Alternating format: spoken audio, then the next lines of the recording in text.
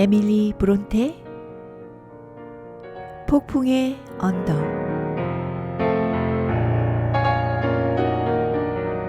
제 5장. 그러는 동안에 언쇼 어른께서는 몸이 쇠약해지기 시작하셨어요. 활동적이고 건강한 분이셨는데 갑자기 원기를 잃으셨던 거죠. 난로가에 앉아있게만 되신 뒤로는 한심할 정도로 짜증을 잘 내셨어요. 아무것도 아닌 일에 화를 내셨고 당신의 권위가 조금이라도 무시되었다고 생각하시면 거의 발작을 일으키실 정도였죠. 그분이 귀여워하던 그 아이를 누가 업신여겨 덤빈다거나 골려주려고 할 때 특히 그러셨어요. 히스클리프에 대해서 누가 몹쓸 소리라도 하지 않나 하고 성화가 대단했어요. 당신이 히스클리프를 귀여워하니까 다들 미워해서 사사건건 혼내려 든다는 생각이 머리에 박힌 듯 했어요.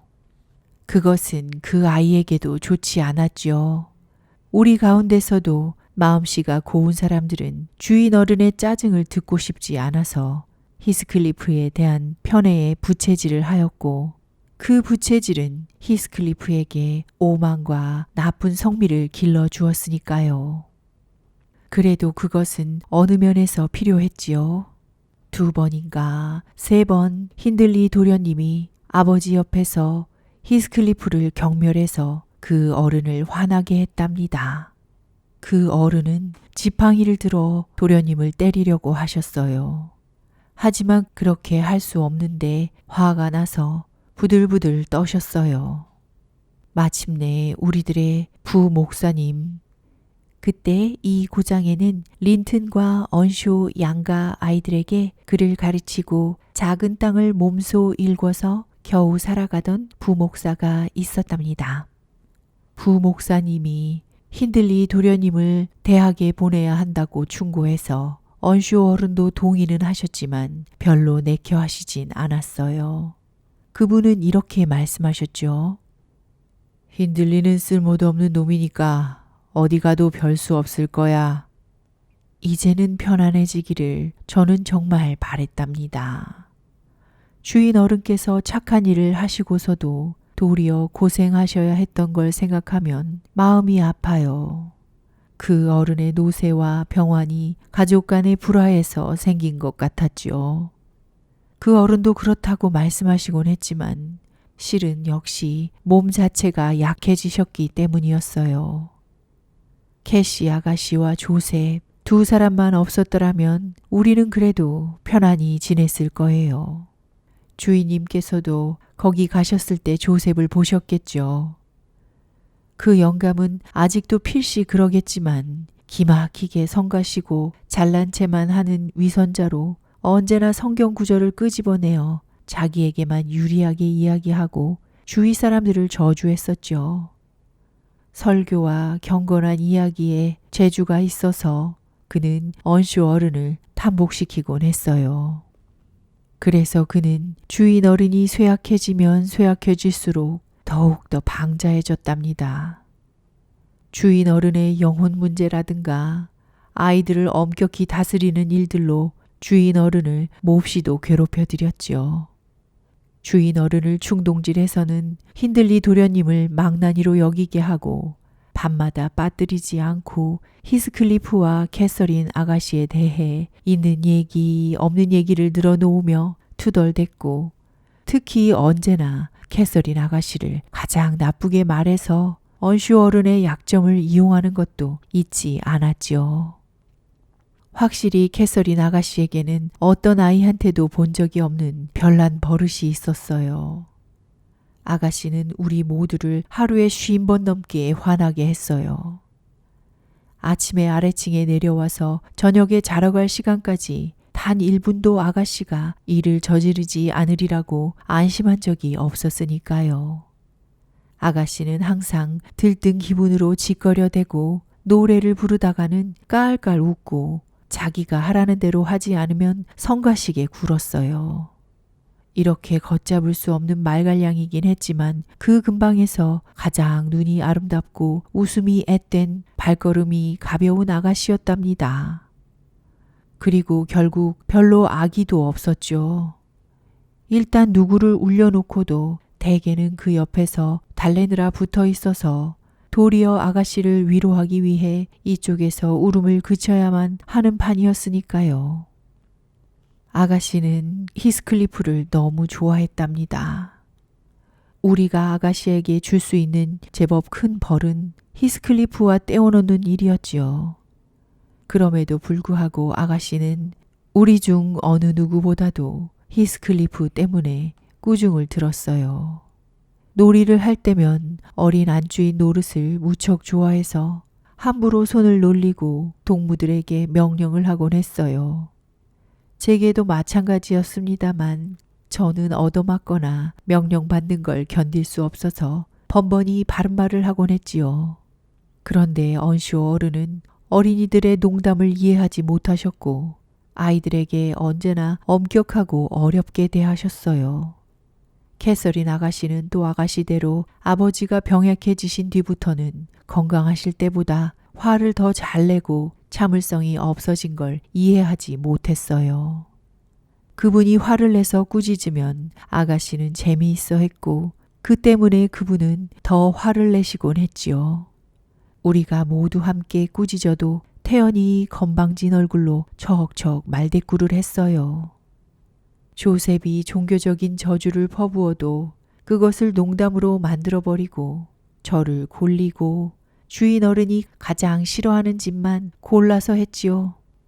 그분은 정말이라고 생각하셨지만 아가씨는 일부러 거만을 떨어서 아버지의 친절보다 자신의 거만이 히스클리프에게는 더 힘이 있다는 걸 히스클리프 자기 명령이면 무엇이든 하지만 그분이 시키는 것은 마음이 내킬 때만 한다는 걸 보여주었어요.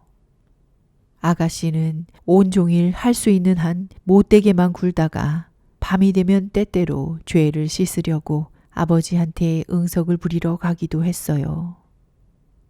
아니야, 캐시. 나는 너를 귀여워할 수가 없어. 너는 네 오라비보다도 더 나빠. 저기 가서 기도드리고 하느님께 용서를 빌어라. 내 엄마와 나는 너 같은 아이를 기른 걸 뉘우치지 않으면 안 될 것 같구나. 그렇게 말씀하시면 아가씨도 처음엔 울었죠. 그런데 계속 그렇게 푸대접을 받는 동안에 뻔뻔스러워져서 제가 옆에서 잘못을 사과하고 용서를 빌라고 하면 도리어 깔깔 웃는 것이었어요. 그러나 드디어 언쇼 어른이 이 세상의 근심을 잊을 때가 왔지요. 그분은 10월의 어느 날 저녁 난로가의 의자에 걸터 앉은 채 조용히 돌아가셨답니다. 집 주위에서는 거센 바람이 불어대고 굴뚝 속에서도 바람이 윙윙거리는 날이었죠. 소리는 사나운 폭풍 같았지만 춥지는 않았고 우리는 모두 한데 모여 있었어요. 저는 난로에서 좀 떨어진 곳에서 열심히 뜨개질을 하고 있었고 조셉은 탁자 가까이에서 성경을 읽고 있었어요. 그 당시에 일이 끝나면 아이들은 대개 거실에 앉아 있었으니까요. 캐시 아가씨는 몸이 불편해서 가만히 있었어요. 아가씨는 아버지의 무릎에 기대어 있었고 히스클리프는 캐시 아가씨의 무릎을 베고 방바닥에 누워 있었죠. 주인 어린이 잠드시기 전에 아가씨의 고운 머리를 쓰다듬으며 그렇게 얌전히 있는 것을 보면 그분은 무척 기뻐하셨으니까요. 말씀하시던 것이 생각나는군요. 캐시, 너는 왜 항상 이렇게 얌전히 있을 수가 없는 거냐? 그러자 아가씨도 그분의 얼굴을 쳐다보고 웃으면서 대답했어요. 아버지는 왜 항상 무섭게만 하시죠? 그런데 그 어른이 다시 화내는 것을 보고 아가씨는 손에다 입을 맞추고 주무시게 노래를 불러드리겠다고 했어요. 그러고는 아주 나직한 소리로 노래를 부르기 시작했는데 이윽고 아가씨가 잡고 있던 어르신의 손이 뚝 떨어지며 고개도 앞으로 수그러졌어요. 그래서 저는 아가씨에게 잠이 깨시면 안 되니까 움직이지 말고 잠자코 있으라고 했어요. 우리는 모두 꼬박 반 시간 동안 생쥐처럼 숨죽이고 있었어요. 만약 조셉이 성경을 다 읽고 일어서서 기도를 드리고 주무시도록 주인 어른을 깨워야겠다고 말하지 않았더라면 우리는 더 오래 그러고 있었을 거예요. 조셉은 앞으로 다가서서 주인 어른을 부르며 어깨에 손을 얹었어요. 그런데 주인 어른은 움직이려 하지 않으셨어요.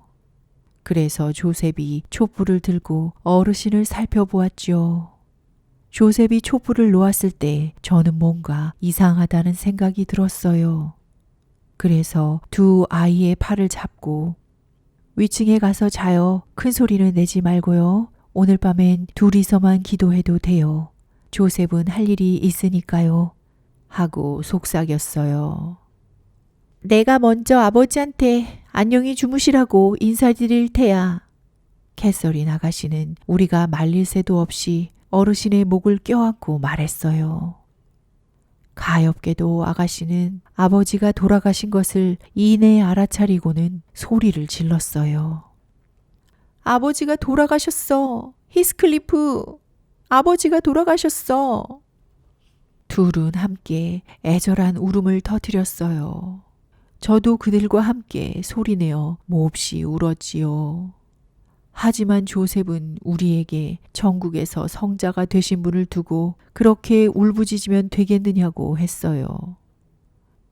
그는 제게 외투를 걸치고 기머튼으로 달려가 의사와 목사님을 불러오라고 했어요. 그때 의사나 목사님이 무슨 소용이 있는지 저는 몰랐어요. 그래도 비바람을 뚫고 가서 의사만 데리고 돌아왔죠. 목사님은 다음날 아침에 오겠다는 거였어요. 사정 이야기는 조셉에게 맡겨두고 저는 아이들을 방으로 데려갔어요. 문이 조금 열려 있어 들여다봤는데 자정이 지났는데도 자지 않고 있었어요. 하지만 아까보다 차분해 있어서 제가 위로할 필요는 없었어요. 두 아이는 저 같으면 떠올리지 못할 기특한 생각으로 서로 위로하고 있었어요. 세상에 어떤 목사님도 그들이 순진하게 이야기하면서 그려낸 것만큼 아름다운 천국은 그려내지 못했을 거예요. 저는 흐느끼면서 두 아이의 이야기에 귀를 기울이는 동안 우리 모두 그러한 천국에 갔으면 하고 바라지 않을 수 없었지요.